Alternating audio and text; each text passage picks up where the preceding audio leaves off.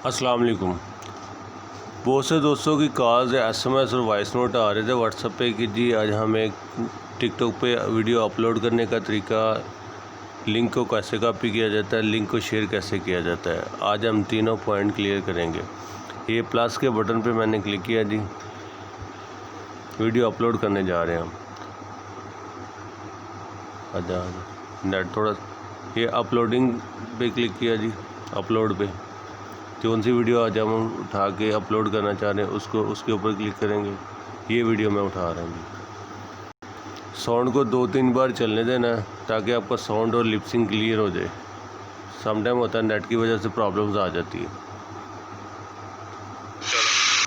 इमरान खान ने पाकिस्तान में मरा सही समझ लिया जो दिल करता है सॉरी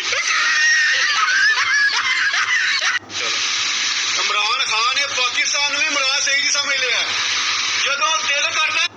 जैसे साउंड आप समझें कि क्लियर हो चुका है, नेक्स्ट।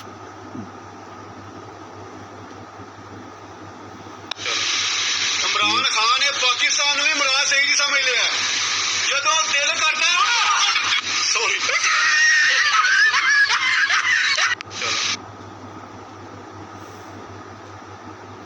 अब फिर नेक्स्ट पर मैंने क्लिक किया जी। अब वीडियो अपलोड होने जा रही है। ओहो बैटरी लो। अब यहाँ पे ऑप्शन रह जाता है जी, आपने कौन कौन से हैशटैग यूज़ करते हैं, आप वो हैशटैग लगाएं। सॉरी